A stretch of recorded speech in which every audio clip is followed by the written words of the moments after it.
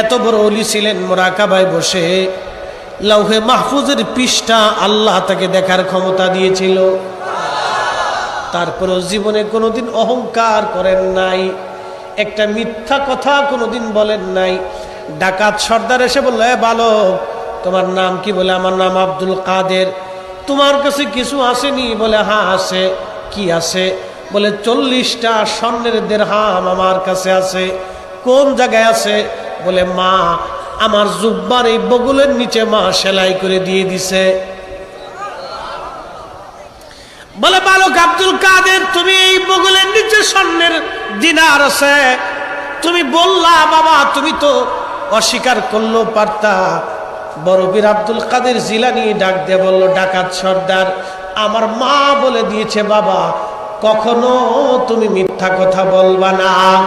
একবার জোরে বলা যাবে কি সুবহানাল্লাহ? আল্লাহ মানার আগে নবী মানতে হবে, আল্লাহ পাওয়ার আগে নবী পাইতে হবে। আল্লাহর ভালোবাসা নিতে হলে নবীর ভালোবাসা আগে নিতে হবে। আল্লাহর ইত্তেবা অনুসরণ করার আগে নবী দেখে দেখে অনুসরণ করবেন, আল্লাহর অনুসরণ হয়ে যাবে। যে নবী মানে সে আল্লাহ মানে, যে আল্লাহ মানতে চায় নবী না মাইনা সে আল্লাহ মানে না, নবীও মানে না, এটা কাফের। কথা বল ঠিক কিনা? এটা অনেক দামি কথা, অনেক বুঝের কথা। বাজান, আমি আপনাদেরকে বলছিলাম এই পৃথিবী থেকে আগামী সময় আমরা চলে যাব, কত সময় আমরা বাঁচবো কোনো গ্যারান্টি আমাদের জীবনে নাই। এই জন্য আমাদের উচিত যত সময় দুনিয়ার ভিতরে থাকা তত সময় আল্লাহ পাকের আইনের মধ্যে নিজেকে রাখা, আল্লাহ নবীর তরিকার মধ্যে নিজেকে নিবিষ্ট রাখা, আল্লাহ এবং রসুলের পাকের বিধানের মধ্যে নিজেকে রাখা। কারণ আগামী সময়টা মরণ আসবে, চলে যাব আল্লাহর ডাকে। কখন মরণ আসবে আমরা কেউ বলতে পারি না। হে যুবক বন্ধু, অনেক যৌবনের শক্তি, বিরাট ক্ষমতা আপনার, অনেক শরীরের শক্তি, কিন্তু না, এই শক্তি আপনার চিরদিন থাকবে না। পৃথিবীর মধ্যে অন্যতম শ্রেষ্ঠ একজন সুন্দরী রূপসী নারী ছিলেন, তার নাম রানী দ্বিতীয় এলিজাবেথ। 70 বছর পর্যন্ত একজন নারীর কপালে একটা স্বর্ণের মুকুট শোভা পাইল, সেই মুকুটে একটা কোহিনূর হীরকখণ্ড শোভা পাইল। 70 বছর ধরে এই নারী দামি দামি খাবার খেয়েছে। 70 বছরের রানীগিরির মধ্যে খাবার খাওয়ার আগে তার খাবার এই ডাক্তাররা পরীক্ষা নিরীক্ষা করে দিত, খাবারে ফরমালিন আছে কিনা, পয়জন আছে কিনা, ঝামেলা আছে কিনা, খাবারে প্রোটিন আছে কিনা, খাবারের ভিতরে আপনার ওই কি বলে আপনার ভিটামিন আছে কিনা, বিষ আছে কিনা, খাবার স্বাস্থ্যসম্মত কিনা, প্রত্যেকটা খাবার পরীক্ষা নিরীক্ষা করে রানীকে খাওয়ানো হলো। আচ্ছা আপনারা বলেন, এত দামি, এত ফুল, এত ফল, এত দামি খাবার, পৃথিবীর শ্রেষ্ঠ শ্রেষ্ঠ খাবার খাওয়ার পরেও রানী এলিজাবেথের যৌবন কি ফিরে পাইল না? যৌবন হারা হয়ে গেল। আল্লাহ রাব্বুল আলামিন কোরআন শরীফে বলেন, আল্লাযী খলাকাকা ফাসাওয়াকা ফাআদালাক, আল্লাযী খলাকাকা, যিনি তোমাকে সৃষ্টি করেছেন। বলেন, সৃষ্টি যিনি করলেন সেই মালিকের নাম কি?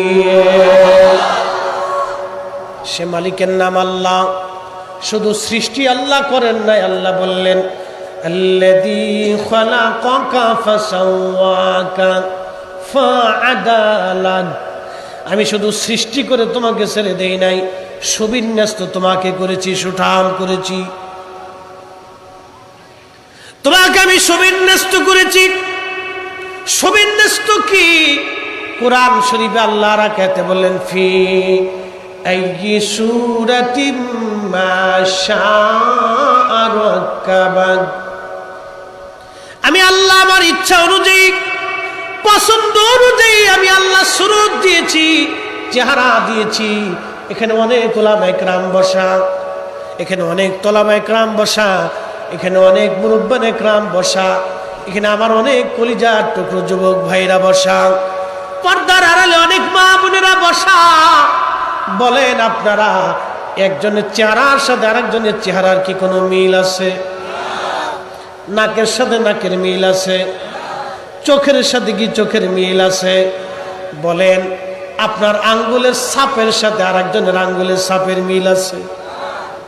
আল্লাহ বলেন আল্লাযী খালাকাকা ফাসাওয়াকা ফাআদালাকা ফি আইয়ি সূরাতিন মা শাআ রাক্কাবাক।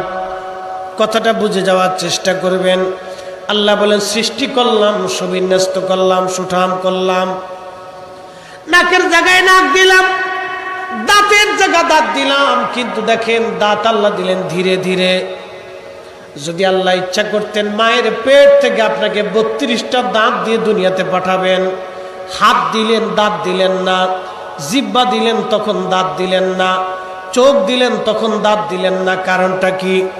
যদি আল্লাহ ওই সময় আপনার দাঁত দিয়ে দুনিয়াতে পাঠান তাহলে প্রত্যেকটা মার কষ্ট হতো। আমরা আমাদের অজান্তেই মারে কামড় দিতাম, মার ব্যথা পাইতো, মার অশান্তি লাগতো, মা কষ্ট পাইতো। কথা বলেন ঠিক কিনা? আল্লাহ দাঁত দিয়ে জন্ম দেন নাই, কি হিকমতওয়ালা একটু চিন্তা করেন তো, কি হিকমতওয়ালা আল্লাহ দাঁত দেন নাই। আল্লাহ ওই সময় মায়ের হৃদয়ের ভিতরে আপনার প্রতি এতটা দরদ আল্লাহ সৃষ্টি করে দিলেন। তার বাস্তবতা যদি আপনি দেখেন, আপনার বাড়িতে যদি গাভীর একটা বাচ্চা হলো, এই বাচ্চাটাকে কোলে করে আপনি সারা বন্দর থানা দিয়ে ঘুরেন। ওই যে শীতলক্ষা নদী, নাকি শীতলক্ষা নদীর মধ্যে যদি আপনি বাচ্চা নিয়ে ঝাঁপ দেন, ওই গাভীটা আপনার পিছনে পিছনে নদীর মধ্যে ঝাঁপায় পড়বে। কথা কন ঠিক কিনা? গাভী কি আপনার পাগল? তা কার পাগল? আপনার কোলে রাখা বাচ্চার পাগল।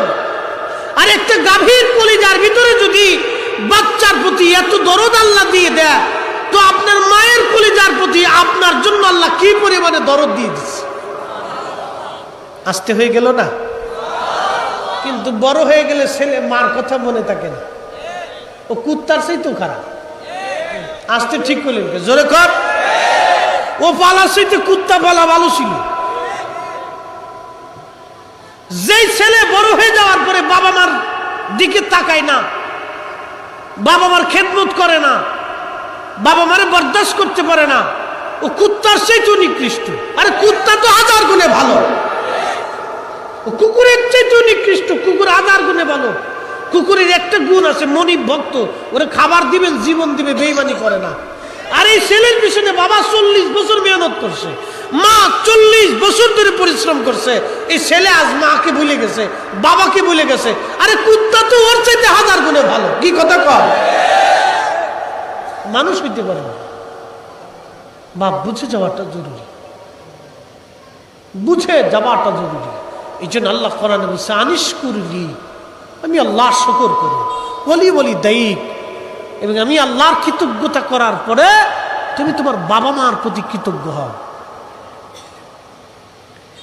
আমি আল্লাহর কৃতজ্ঞ হওয়ার পরে তুমি তোমার বাবা মার প্রতি কৃতজ্ঞ হও। কারণ তুমি যখন খাইতে পারতে না, তোমার মা তোমাকে খাওয়াইছে।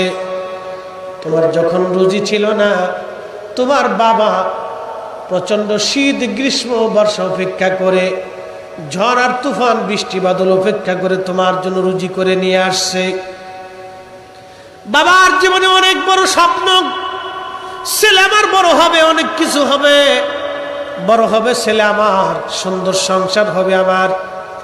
প্রত্যেকটা বাবার মনের মধ্যে বিরাট বড় স্বপ্ন আঁকা থাকে। প্রত্যেকটা মায়ের মনের মধ্যে বিরাট বড় স্বপ্ন, ছেলে আমার অনেক বড় হবে, মেয়ে আমার অনেক বড় হবে। কিন্তু মেয়ে কিছুদিন চলে যাওয়ার পরে পরপুরুষের হাত ধরে রাতের আধারে বের হয়ে গেল, দিনের আলোতে চলে গেল, মার কাছে জিজ্ঞাসাও করে নাই। ওই মেয়েটা কুত্তার চাইতে বড় নিকৃষ্ট। কথা কোন ঠিক কিনা? যিনি বিয়ে করার আগে মক্কার সম্ভ্রান্ত তাহেরা তাইয়্যিবা আম্মাজান খাদিজা কিন্তু কম সুন্দরী ছিলেন না। 40 বছর বয়স, রসুল করিমের বয়স 25 বছর। আম্মাজান যতদিন জীবিত ছিলেন আল্লাহর নবী দ্বিতীয় বিবাহের চিন্তাও মগজে আনছেন না। আল্লাহু আকবার।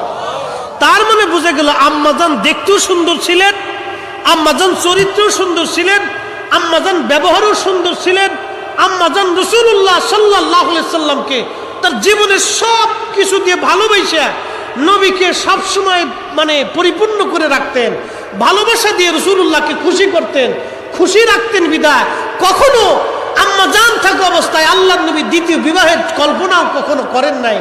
তার মানে বোঝা গেল এটা আম্মাজানের আর এক মহান চরিত্র। কি কথা বলেন ঠিক কিনা? এত বড় চরিত্রওয়ালা সুন্দরী নারী রাসূলুল্লাহকে অফার দিচ্ছে বিয়ের জন্যে। আল্লাহ রসুল তখন আম্মাজান মক্কার সবচেয়ে বড় ধনী ছিলেন, ইচ্ছা করলে রাসূলুল্লাহ প্রস্তাবে রাজি হয়ে যেতে পারতেন, কিন্তু তিনি কি করলেন? বলে আমার চাচা আছে, মুরব্বীর পরামর্শ ছাড়া আমি কোনো সিদ্ধান্ত দিব না। আর আমার দেশের ছেলেরা ওইলি করতেছে ফাইসি রে। কি কথা কর না কা? বোঝা গেল আমাদেরকে আল্লাহ নবীর চরিত্র নিতে হবে, ঠিক কিনা? রাসূলুল্লাহর চরিত্র আমাদের ভিতরে নিতে হবে। প্রিয় মুসলমান, খুবই মনোযোগ দিয়ে শুনিয়া যান। যে কথাগুলি বলছিলাম আল্লাহ সুবিন্যস্ত করলেন, সৌন্দর্য আল্লাহ পাক দিলেন, কিন্তু এই সৌন্দর্য চিরদিন আমাদের মাঝে থাকবে না, এটা হারিয়ে যাবে। একদিন মাটির ভিতরে হবে ঘরে, মন আমার কেন বাঁধো দালান ঘর, মন আমার কেন বাঁধো দালান ঘর। পৃথিবীর মধ্যে বিজ্ঞান এত কিছু আবিষ্কার করলো, কিন্তু আল্লাহর দেওয়া একটা চোখের মতো চোখ আবিষ্কার করে দিতে পারে নাই। কি কথা বলেন ঠিক কিনা? পৃথিবীর একটা মেয়ে, তার নাম এলিসা, মার্কিন নাসা গবেষণার একজন সদস্য। এলিসা 17 বছর ধরে এই নারীটা চেষ্টা করতেছে মঙ্গল গ্রহে যাওয়ার জন্যে। তাকে আমেরিকান ওই যে কি বলে মহাকাশ গবেষণা সংস্থা, ওই সংস্থাটা তাকে 17 বছর ধরে তাকে তদারকি করতেছে। শর্ত হলো সে কোনো পুরুষের সাথে কোনোদিন মেলামেশা করতে পারবে না, শর্ত সে কোনোদিন বিয়ে করতে পারবে না, কোনো পুরুষের সাথে সে বন্ধুত্ব করতে পারবে না, কোনো পুরুষকে তার জীবনের সঙ্গী বানাইতে পারবে না, কোনো পুরুষের সাথে সে তার মিলনে তার নিজের কাম খায়েশ পুরা করতে পারবে না। এই শর্ত দিয়ে এলিসা মহাকাশ গবেষণায় নামলো। উদ্দেশ্য একটা, সে মঙ্গল গ্রহে যাবে, সে তার বিশ্ব রেকর্ডের নাম লেখাবে। কিন্তু মঙ্গল গ্রহে গেলে এলিসা আর কোনোদিন ফিরে আসবে না। মঙ্গল গ্রহটা এত দূর, এত পরিমাণে দূর, একটা মহাকাশ যন্ত্র রকেট যখন মঙ্গল গ্রহে যাবে, যেতে যেতে তার জ্বালানি শেষ হয়ে যাবে, আর সে কখনো ফিরে আসবে না। এলিসা সিগনেচার দিল, হ্যাঁ আমি জীবন দিতে প্রস্তুত, আমার যৌবন দিতে প্রস্তুত, আমার জীবনের সব সুখ আহ্লাদ আনন্দ বেদনা সব আমি এখানে দিয়ে গেলাম। উদ্দেশ্য একটাই, মঙ্গল গ্রহ বিজয় করবে এলিসা। একটা নারী মঙ্গল গ্রহ বিজয় করার স্বপ্নে যদি মাতোয়ারা হয়, এ মুসলমান এলিসা 17 বছর ধরে চেষ্টা করে। আপনি আল্লাহ পাওয়ার জন্য মাত্র 40টা রাত আপনি চেষ্টা করেন। একটা মেয়ে 17 বছর চেষ্টা করতেছে, সে কোনো পুরুষের সঙ্গী হবে না, কোনো পুরুষের সাথে সে মিলন করবে না, বিয়ে করবে না, বাচ্চা নিবে না, কিচ্ছু না। সে নাসার সাথে, মহাকাশ গবেষণা সংস্থার সাথে সে কন্ট্যাক্ট করল। 17 বছর ধরে তাকে তৈরি করা হচ্ছে। তার বয়স 17 বছর ধরে তাকে তৈরি করা হচ্ছে। কেন? মঙ্গল গ্রহ বিজয় করবে। আরে মানুষ যদি মঙ্গল গ্রহে যাওয়ার জন্য তার জীবনে সব দিতে পারে, আপনি মুসলিম, আল্লাহ পাওয়ার জন্য, রসুল পাওয়ার জন্য আপনি 40টা রাত 40টা দিন আপনি মুরাকাবায় চলে যান, 40টা রাতের জন্য আপনি ইতিকাফে চলে যান, 40টা দিনের জন্য আপনি ইতিকাফে চলে যান, আল্লাহর ঘরে 5 ওয়াক্ত নামাজে তাহাজ্জুদে জিকিরে ফিকিরে কাটান। আল্লাহি বিল্লাহি 40 দিন পরে আপনার জীবন পরিবর্তন হবে, আপনার অন্তর পরিবর্তন হবে, আপনার দিল সংশোধন হয়ে যাবে। কিন্তু মানুষ তা করে না। যদি 40 দিন পর্যন্ত আপনি এই কাজগুলি করতে পারেন, আপনার জীবনে একটা কাজ হবে। বলে কাজ কি? কি উপকার হবে আমি আপনাদেরকে শোনাই। রসুলের দরবারে একজন সাহাবী ছিলেন, তার নাম হযরত হারেস। কি লাভ হবে শোনাই। বন্দরের মুসলমান আল্লামা ইমাম মানাবি আত-তাইসির শরহে জামিউস সগীরের মধ্যে লেখেন, আল্লামা ইমাম ইবনু শাইবা মুসান্নিফ ইবনে আবি শাইবার মধ্যে লেখেন, আল্লামা ইমাম জালালউদ্দিন আস-সুয়ুতি শরহ জামিউস সগীরের মধ্যে তিনি লিখতেছেন, আল্লাহর নবী সকালবেলা দেখা হলো রাসূলুল্লাহ সাহাবী হযরত হারেসের সঙ্গে। নবী জিজ্ঞেস করলেন, হারেস সকালবেলা তোমার কেমন কাটে? হযরত হারেস বলেন, ইয়া রাসূলুল্লাহ আমার পরিপূর্ণ ঈমান ও ইয়াকিনের সাথে সকালবেলা কাটে। আল্লাহর নবী ডাক দিলেন, হারেস প্রত্যেকটা হাকিকতেরও হাকিকত আছে, প্রত্যেকটা মারিফতেরও মারিফত আছে, প্রত্যেকটা ভেদেরও ভেদ আছে, প্রত্যেক গোপনেরও গোপন আছে। ওরে হারেস তোমার ঈমানের গোপনীয়তা কি? তোমার ঈমানের হাকিকত কি? তোমার ঈমানের মারিফত কি? হযরত হারেস বললেন, কান্নি আনজুরু ইলা আরশি রাব্বি বারিজান। ইয়া রাসূলুল্লাহ আমি আপনার সামনে দাঁড়াইয়া আল্লাহ পাকের আরশে মুআল্লা পরিষ্কার মতো আমি হারেস দেখতে পাই। একবার জোরে বলা যাবে কি আল্লাহু আকবার। এই কোরআনের গুণে, রাসূলুল্লাহ সাহাবাতের গুণে, প্রেমের গুণে কোরআনটাকে রাসূলকে তারা কলিজার ভিতরে এমন ভাবে গেঁথে দিয়েছিলেন যে আল্লাহ দিলের পর্দাটাকে খুলে দিলেন। আরে এলিসা 17 বছর ধরে চেষ্টা করতেছে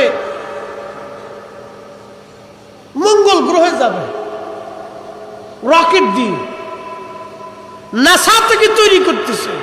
আর আবার রাসূলুল্লাহ সাল্লাল্লাহু আলাইহি সাল্লাম উম্মতকে সামনে বসাইয়া নামাজে জিকিরে ফিকিরে, এক সময় যে মানুষ ডাকাতি করত, দিনে দুপুরে খুন করত, একজন সাহাবী 8 জন কন্যা সন্তানকে জীবন্ত কবর দিল। হাই হাই হাই হাই, সেই মানুষটা রাসূলুল্লাহ সোহবতে বৈশা দুনিয়ার সেরা মানুষ হয়ে গেল। আবু যর গিফারি দিনে দুপুরে ডাকাতি করত, সে আবু যর গিফারি দুনিয়া লাথি মেরে দিয়ে একাকী মদিনাতে কাটাইল, মরুভূমিতে কাটাইল। সাহাবে کرام এসে নালিশ দিল, ইয়া রাসূলুল্লাহ আবু যর গিফারি শুধু একা একা থাকে, আমাদের সাহাবীদের মজলিসে আসে না। নবী বলেন তাকে একা থাকতে দাও, সে একাই থাকবে, একাই মারা যাবে, কিন্তু তার জানাজায় বহু মানুষ আসবে। আসতে হয়ে গেল না? আর একটু জোরে বলবে। আবু যর গিফারি যেই দিন মারা যায় সেদিন তার স্ত্রী এবং সে একা মরুভূমির মরুদ্যানের ভিতরে, সৌদি আরবের মরুভূমির ভিতরে মরুদ্যানে সে একা একটা জুব্বাতে সে সারা জীবন কাটাই দিছে। কল্পনা করতে পারবেন যারা ডাকাতি করে খাইতো, গিফারি বংশের মানুষ ডাকাতি করত। আমাদের এই সুনামগঞ্জে রাষ্ট্রপতির এলাকায় গেছি, এক এলাকায় মাহফিল, লোকেরা বললো হুজুর ওই সারা গ্রাম হলো চোরের গ্রাম। বলে কারণ কি? বলে সারা গ্রামের মানুষ চুরি করে। বুঝতে পারছেন? চোরের গ্রাম কয় মানে সারা ওই গ্রামের মানুষই তাদের পেশায় চুরি করা। তো গিফারি বংশের মানুষ হলো ডাকাতি করত, তাদের বংশই ছিল ডাকাতের বংশ। কিন্তু রাসূলুল্লাহ সোহবতে আইসা তারা ডাকাতি, চুরি, খুন, খারাপি, রাহাজানি সব ছেড়ে দিয়ে তারা স্বর্ণের মানুষ হয়ে গেল, যুগের শ্রেষ্ঠ মানুষ হয়ে গেল। একসাথে বলা যাবে না আল্লাহু আকবার? তো চেষ্টা করলে কি আমরা মানুষ হইতে পারি না? আমি নবী না মানিলাম কি যে ভুল করিলাম, আমি নবী না চিনিলাম কি যে ভুল করিলাম, ভস্মে ঢালিলাম ঘি মানুষ হইয়া ভবেতে আসিয়া, মানুষের করিলাম কি, মানুষ হইয়া ভবেতে আসিয়া মানুষের করিলাম কি। হযরত আবু যর গিফারি রাদিয়াল্লাহু আনহু মারা যাবে, এমন সময় স্ত্রী কাঁদতেছিল। হযরত আবু যর বলেন, বিবি হে, কি জন্য তুমি কাঁদো? বলি, আর কি জন্য আমি কাঁদি হে স্বামী আমার? আমি কাঁদতেছি স্বামী, আপনি এখন মরণ যন্ত্রণায়, মৃত্যুর সন্ধিক্ষণে অসুস্থ হয়ে পড়েছেন। আপনি আমার উরুর উপরে মাথা রেখে শুয়ে আছেন, একটা জুব্বায় সারা জীবন আপনি কাটাইলেন। এই মরুভূমির ভিতরে আমি আর আপনি, আর কেউ নাই। খেয়ে না খেয়ে আপনার সঙ্গী হিসেবে সারা জীবন আমি কাটাইলাম। স্বামী গো, আপনি আজ মারা যাবেন, আমি কাঁদি দুঃখে। আপনার জানাজা কে পড়াবে? আপনাকে কে দাফন কাফন আজ দিবে? কারণ আমি মহিলা মানুষ, আমার একার পক্ষে এগুলি সম্ভব হবে না।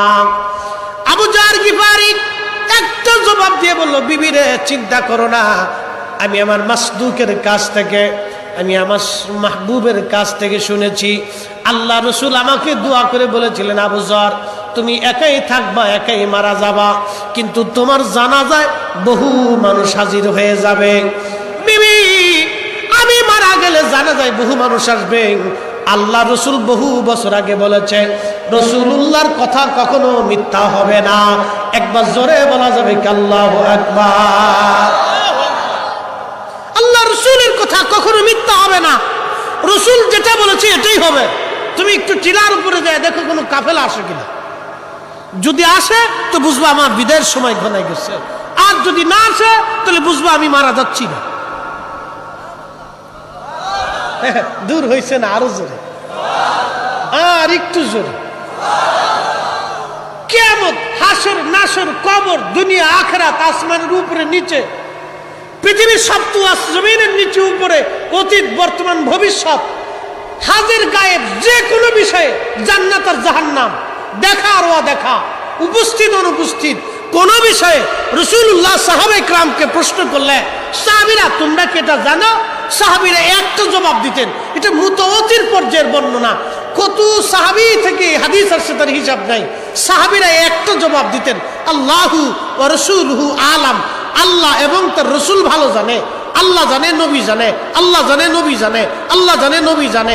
আমরা বিশ্বাস করি আল্লাহ জানে, নবী জানে। মানে আপনি যদি শিরিক করেন তো আসেন, সাহাবী উল্টাই দেন, আপনার সাথে আমার কোনো ঝগড়া নেই। আসেন, ঝগড়া করে কি করুন? হয় আপনি ঠিক নেই, সাহাবী ঠিক। যদি বলেন সাহাবী ঠিক, তাহলে আপনি বেঠিক। আর যদি বলেন আপনি বেঠিক, সাহাবী ঠিক, তাহলে আমরা হকের উপরে আছি। কোনো ঝগড়া করে লাভ নেই। আল্লাহ রাসূলুহু আলাম। বুখারী বলেন, ৮৬টা বলেন, আমার ঘরে ৩৮টা হাদিসের কিতাব আছে। আমি সব কটা কিতাব থেকে একবারে কয়েকশো হাদিস দেখাবো। এরকম কয়েকশো হাদিস দেখাবো যে কয়েকশো সাহাবী তারা রাসূলুল্লাহ সাল্লাল্লাহু আলাইহি ওয়াসাল্লামের দরবারে বলছেন, আল্লাহ রাসূলুহু আলাম, আল্লাহ জানে, নবী জানে, আল্লাহ জানে, নবী জানে। একসাথে বলা যাবে আল্লাহু আকবার। আল্লাহর পরে যিনি জানে তিনি কে? কথা বলেন, আল্লাহর পরে যিনি জানে তিনি কে? আল্লাহর পরে যাকে মানতে হবে তিনি কে? আল্লাহর পরে যার উপর ঈমান আনতে হবে তিনি কে? আল্লাহর পরে যাকে ভালোবাসতে হবে তিনি কে? আল্লাহর পরে যার জন্য জীবন দিতে হবে তিনি কে? আল্লাহর পরে যাকে মানতে হবে তিনি কে? আল্লাহর পরে যার গোলামি করতে হবে তিনি কে? তুই এক কথাই তো শেষ। আলিফ লাম মিম ইয়াসিন তাহা নুন, আলিফ লাম রা, কাফ হা ইয়া আইন সাদ। যত আয়াত আছে হারফে মুকাত্তা, মুসাব্বা, আল্লাহ ছাড়া এর কোনো অর্থ কেউ জানে না, কিন্তু আল্লাহর পরে যিনি জানেন তিনি নবী। একসাথে বলা যাবে সুবহানাল্লাহ। আল্লাহর পরে যিনি জানেন তিনি কে? আলিফ লাম মিম।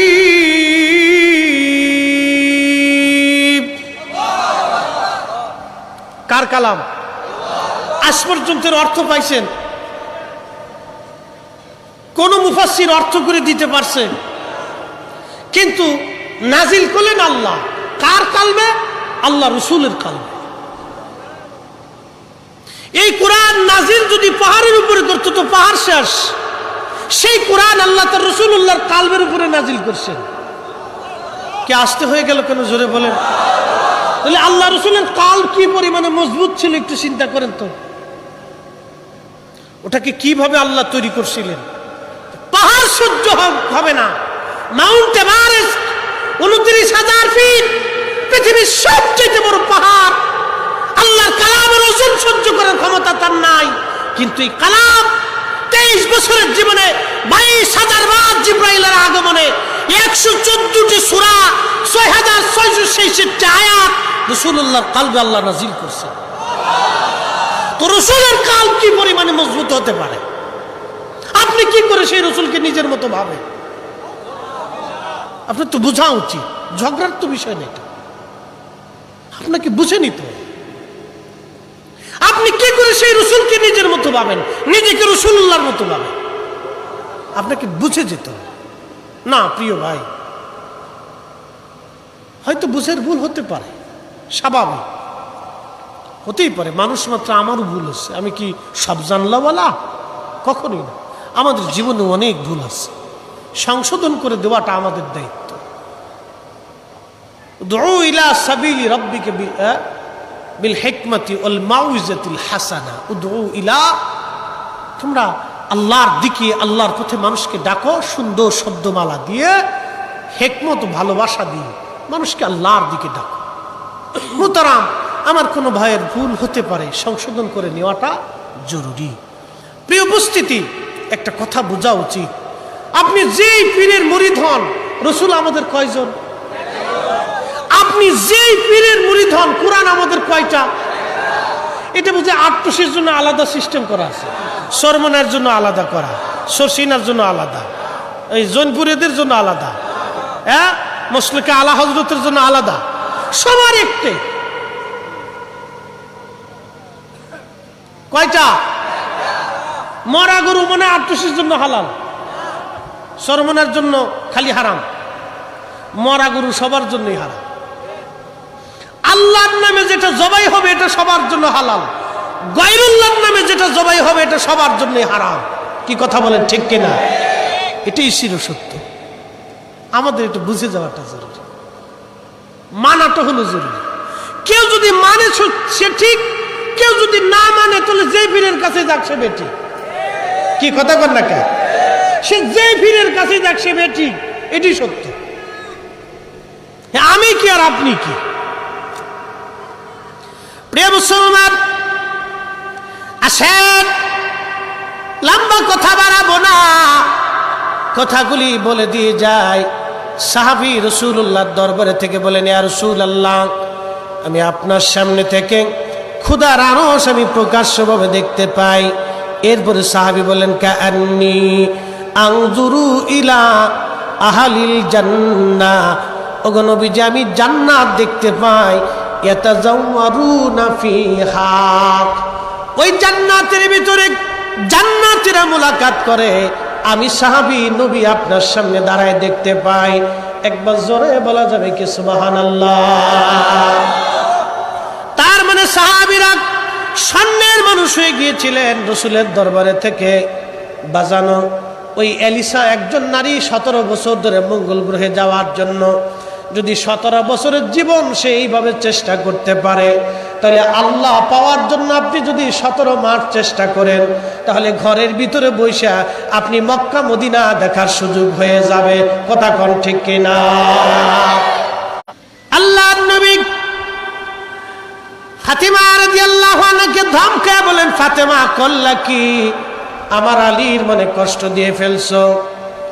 হযরত ফাতেমাকে রাগ করে নবীজি চলে আসলেন, খুঁজে খুঁজে মসজিদে নববীতে এসে দেখলেন আলী শুয়ে আছে মাটির মধ্যে।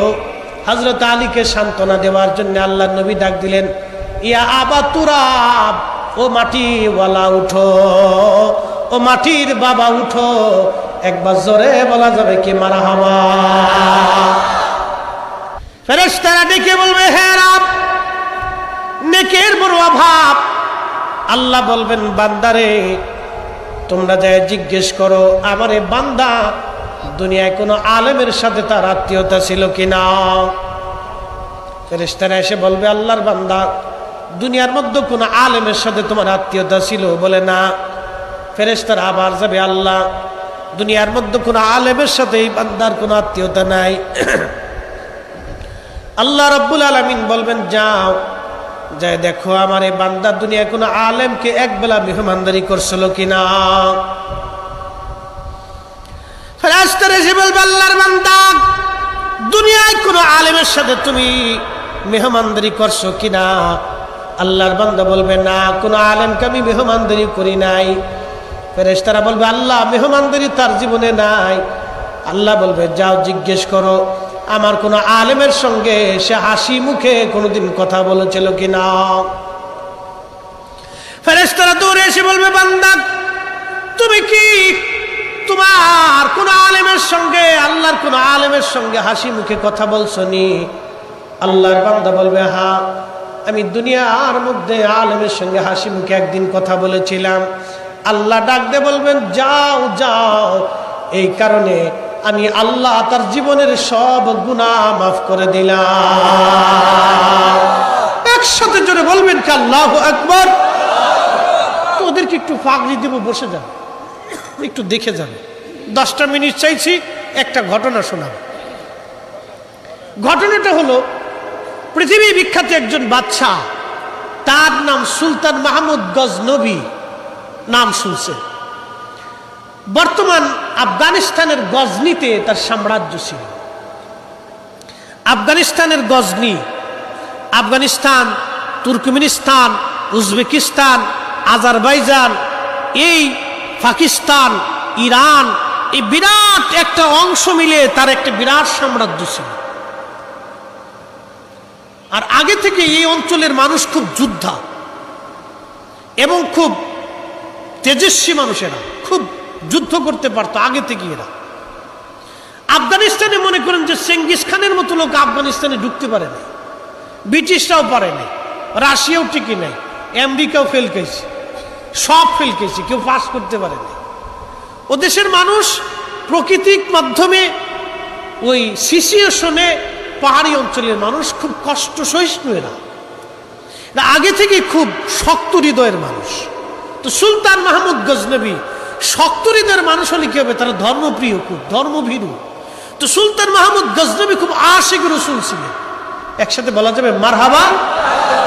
মদিনাতে গেছে উনি, মদিনায় যাইয়া সিরা কাপুর বুঝিয়ে উনি ওই পানির মশক নিয়ে সারা মসজিদে নববীর মুসল্লিদেরকে পানি খাওয়াইতেছে। তো একজন লোক দেখে চিনতে বলতেছে, আপনি কি সুলতান মাহমুদ গজনবী না? বলে হ্যাঁ। বলে এই পোশাক পরিয়ে, বাচ্চাই পোশাক সেরে আপনি পানি খাওয়াচ্ছেন গরিবানা হালতে, আপনার মতো এত বড় গজনির সাম্রাজ্যের সুলতান? তখন ধমক দে বলে, আল্লাহর বান্দা, আমি গজনির বাচ্চা হতে পারি, তুমি জানো আমি কার দরবারের গোলাম? উনি দুজাহানের বাদশা নবী। একসাথে বলা যাবে আল্লাহু আকবার। উনি দুজাহানের বাদশা নবী, আমি উনার দরবারের গোলাম। গোলাম কি আর বাচ্চার পোশাক পরে আসবে? গোলাম গোলামি করতেছে। এটা হলো তাদের চিন্তা। এই সুলতান মাহমুদ গজনবী একদিন রাতের আধারে গরিব মানুষ খুঁজে খুঁজে দেখার জন্য বের হলেন। আমরা তো গরিব মানুষের খোঁজ নেই না, নিজেরা খাইয়ে দেয় ঘুমায়, পাড়া প্রতিবেশী কি করলো খোঁজ নেই না। আমাদের উচিত আমাদের প্রতিবেশীরা খাইলো কিনা, আমাদের এলাকার গরিব মানুষ খাবার খেলো কিনা, এটা দেখে শুনে নেওয়া।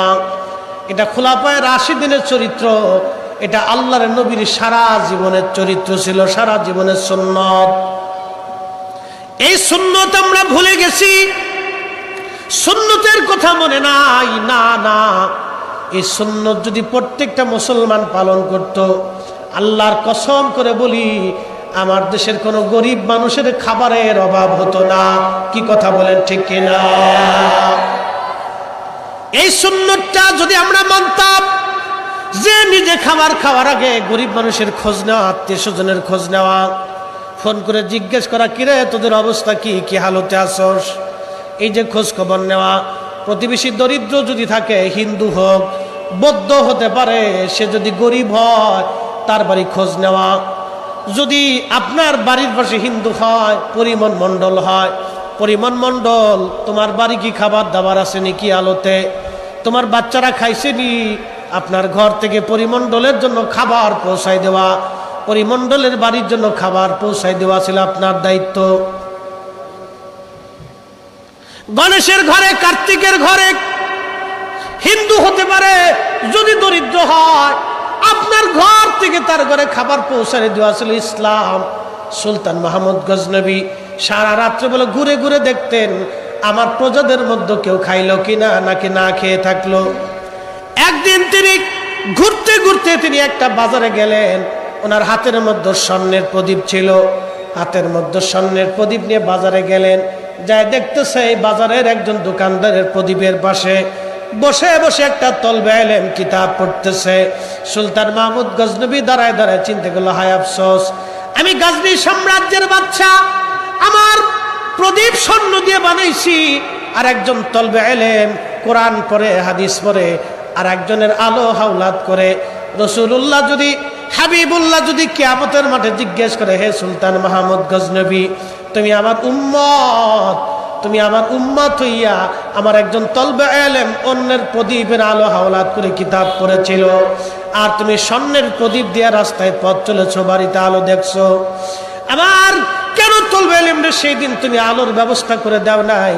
আমি সুলতান মাহমুদ গজনবী কিয়ামতের মাঠে রাসূলুল্লাহর সামনে কি জবাব আমি সেই দিন দেব? একসাথে জোরে বলা যাবে কি, ইয়া রাসূলুল্লাহ? একটু ফিকির করে যাও, যে বাদশা গজনবী কিয়ামতের মাঠে রাসূলুল্লাহর সামনে কি মুখ করে দাঁড়াবে, সে ভয় পাচ্ছে, তার কলবের ভিতরে ভয় এসে গেছে, হায় আল্লাহ, আমি তোমার হাবিবের সামনে কি মুখ করে দাঁড়াবো সেই দিন, কি লজ্জা নিয়ে আমি সেই দিন দাঁড়াবো, তোমার রাসূল যদি আমাকে জিজ্ঞেস করে আমি কি জবাব সেই দিন দিব? স্বর্ণের প্রদীপটা হাতে দিয়ে বলল, বাসা, আমার হাতে স্বর্ণের প্রদীপ আছে, তোমাকে স্বর্ণের প্রদীপটা দিয়ে দিলাম, যাও, এই স্বর্ণের প্রদীপ দিয়ে তুমি কালকে থেকে কিতাব পড়বা। সুলতান মাহমুদ গজনবী স্বর্ণের প্রদীপ দিয়ে তিনি রাজপ্রাসাদে ফিরে গেলেন। রাত্রিবেলা ঘুমায়, স্বপ্নের ঘরে দেখে রাহমাতুল লিল আলামিন তশরিফ রেখেছে। একসাথে জোরে বলেন আল্লাহু আকবার। সহিহ বুখারীতে নবী বলেন, মান রানি ফিল মানামি ফাকাদ রাল হক, যে আমাকে স্বপ্ন দেখলো সে বাস্তব আমাকে দেখলো। আমি নবীকে যে স্বপ্ন দেখলো সে বাস্তবে দেখলো। তার মানে নবী আগেও ছিল, এখনো আছে। উম্মতের মাঝে নবী আসে, ছবি আসে না। আমার নবী সরাসরি দেখা দেয়। একবার জোরে বলা যাবে কি মারহাবা? ছবি না নবী? ছবি না নবী? তার মানে এখনো 1400 বছর পরেও নবী দেখা দেয়। তার নবীর জায়গা নবী আছে, আমার চোখের জায়গা চোখ নাই। আল্লাহর কুদরত মনে হয় বিজ্ঞানের কাছে দুর্বল। হ্যাঁ, যেই নবী হাতের আঙ্গুলির চাঁদ দ্বিখণ্ডিত করে দিতে পারে। ভারতের চাঁদে যাইয়ে ভারতের মানুষ একবারে ল্যাংটোয় ফালাইতেছে, বিরাট খুশি, আমরা চাঁদ দখল করছি। আরে রাসূলুল্লাহ তো 1400 বছর আগে চাঁদের আঙ্গুলির ইশারা দিয়ে মুসলমান চাঁদ দ্বিখণ্ডিত করে নবী দেখাইতেছে। আল্লাহু আকবার। আমরা সেই নবীর উম্মত যিনি দুনিয়া থেকে আসছে মুআল্লা পাড়ি দিয়ে, সপ্তম আসমান দিয়ে, জান্নাত জাহান্নাম দেখে তখনও ফিরে আসছে, ওজুর পানি তখনও গড়া। আমি কি করে আপনাকে বুঝাবো, একটু বুঝে জানতো। সা ছেড়ে দিলাম মাটির মধ্যে। মক্কা মদিনার মাটি তো আমাদের দোআঁশ মাটি না, ফলি মাটি না, এটা বালি মাটি। ওটির ভিতর পানি পড়তে দেরি হয়, শুষে যাইতে দেরি হয় না। তো রাসূল কারীম ওযু কইরা গেলেন, ওযু কইরা গেলেন, যাইয়া বাইতুল আকসায় ঢুকলেন। 1,24,000 নবী আসলো, তাদের সাথে মুআনাকা করলেন, মুসাফা করলেন, 2 রাকাত নামাজ পড়াইলেন। সুবহানাল্লাহ বলতেন না? তখনও নামাজ দুনিয়াতে আসেই নাই, তখনও নবী নামাজ পড়াইছে। আর আপনি রাসূলের ইলম নিয়ে প্রশ্ন তোলেন, কি বল উদ্দেশ্য হয়েছে? হ্যাঁ, নামাজ যখন দুনিয়াতে আসেই নাই হাজী সাহেব তখন রাসূলুল্লাহ নামাজ পড়ে এলেছে 2 রাকাত। কে সুবহানাল্লাহ বাড়ি যাইয়া। এগুলো বুঝতে হয়, এগুলো বুঝার জিনিস, ঝগড়া করার বিষয় না। রাসূল আপনার, রাসূল কোনো ফিরেন না, রাসূল কোনো দলের না, রাসূল কোনো গোষ্ঠীর না, রাসূল সব উম্মতের রাসূল। কি কথা কোন ঠিক কিনা? আমাদের সবার কলিজার। এই চিন্তা করেন, নামাজ আসেই নেই, 2 রাকাত পড়াই ফেলেছে। কোন রাকাতে কি পড়বে তখনও জিবরাইল শিখে যায় নাই, রাসূল তার আগেই পড়ে এলেছে। তো 1,24,000 নবীরা সব মুসল্লি, নবী হয়ে গেলে ইমামুল মুরসালিন। আচ্ছা 2 রাকাত নামাজ পড়িতে মিনিমাম হলো 4 মিনিট তো লাগছে, তো 4 মিনিটে কি ওজুর পানি গড়া? একজন নবীর সাথে মুসাফা করতে গেলে 10 সেকেন্ডও লাগে। 1.25 লক্ষ নবীর সাথে মুসাফা করছে, আমি যদি হাফ মিনিট করেও ধরি তাহলে 60,000 মিনিট। তো 60,000 মিনিটটা আপনি একটু ভালো করে বাড়ি যেয়ে গুণ দেন তো, কয় হাজার মিনিট হয়েছে, কত ঘন্টা হয়েছে, কত দিন হয়েছে, কত রাত গেছে, কত বছর পার হয়েছে, তখন ওজুর পানি করা। এটা কত বড় রহস্য রে ভাই, একসাথে বলা যাবে না আল্লাহু আকবার। আর আপনি সেই রাসূল নিয়ে প্রশ্ন তুলেন, কারণটা কি?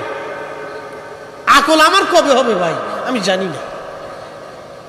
এগুলো আপনাকে বোঝানোর জিনিস, মুহতারাম, ঝগড়ার বিষয় না ভাই। আপনি আমার কলিজার টুকরা ভাই, ভুল যদি আপনি করেন সংশোধন করে দেওয়ার দায়িত্ব আমার। মনে রাখতে হবে রাসূল আমাদের সবার। আপনি যেই কাজই করেন, যেই দলই করেন, রাসূল আমাদের সবার। মুহতারাম উপস্থিতি, আমি যদি এইভাবে মেরাজের ওয়াজে পাট পাট ব্যাখ্যা করি তো আপনার আরো রহস্য উন্মোচিত হবে। এগুলি এখন না, যদি কোনোদিন রজব মাসে আসি ওই সময় মেরাজের আলোচনা করবো ইনশাআল্লাহ। আল্লাহ তৌফিক দিক বলে না আমি। তো রাসূল আসেনি, সুলতান মাহমুদ গজনবী গজনীর প্রাসাদের ভিতরে রাসূল কারীম তশরিফ আনলেন। একসাথে বলা যাবে সুবহানাল্লাহ। নবী দেখলো যে ঈমান থাকলে সে জান্নাতি। সুলতান মাহমুদ গজনবী চোখের পানি ছেড়ে দিয়ে কেঁদে বলে, ইয়া রাসূলুল্লাহ, ইয়া হাবিবাল্লাহ, নবী গো, এই নাফরমানের ঘরে, মিসকিনের ঘরে রাহমাতুল লিল আলামিন তশরিফ আনছে। ইয়া রাসূলুল্লাহ, ইয়া হাবিবাল্লাহ, নবী আসছেন। আল্লাহর নবী ডাক দিয়ে বলেন, সুলতান মাহমুদ গজনবী, তোমাকে একটা সুসংবাদ দেওয়ার জন্য আমি নবী আসছি। সুলতান, আজকে রাত্রিবেলা তুমি আমার একজন তলবে আলেমকে স্বর্ণের প্রদীপ দিয়ে সম্মান করছো রে সুলতান মাহমুদ। তুমি আমার ওই তলবে আলেমের সম্মান করো নাই, তুমি আমি নবীকেই সম্মান করেছ। আমি আমার তলবে আলেমকে সম্মান করার কারণে আমি রাসূল তোমার উপরে খুশি হইয়া দোয়া করে গেলাম। সুলতান মাহমুদ গজনবী, আমার মাহমুদ, আমি নবী দোয়া করে গেলাম, তুমি দুনিয়াতেও ইজ্জতওয়ালা আল্লাহ বানাবে, আখিরাতেও আল্লাহ তোমাকে ইজ্জতওয়ালা বানাবে, আল্লাহ তোমাকে সব সময়ের জন্য সন্তুষ্ট রাখবে। একবার জোরে বলা যাবে কি মারহাবা। এই জন্য ভারতবর্ষ আক্রমণ করছে, ঠগে নাই, আল্লাহ জিতেই নিয়ে গেছে। আল্লাহ জিতেই নিয়ে গেছে, ঠগাই নাই। উনি পৃথিবীর যেদিকে তলোয়ার চালাইছে আল্লাহ বিজয় সেদিকে দিচ্ছে, ওনার ঠগাই নেই। সুলতান মাহমুদ গজনবী রাতের আধারে ঘুরে ঘুরে প্রজাদেরকে দেখতেন। রাসূলুল্লাহ থেকে স্বপ্নে দোয়া করে গিয়ে বললেন, সুলতান মাহমুদ গজনবী, আমার মাহমুদ, তোমার জন্য দোয়া করলাম, তুমি আমার একটা তলবে আলেমকে ইজ্জত করেছো। আরে তলবে আলেমকে ইজ্জত করলে যদি রাসূলুল্লাহ এত খুশি হয়, তো স্বয়ং রাসূলুল্লাহকে ইজ্জত করলে আল্লাহর নবী বেজার হয়।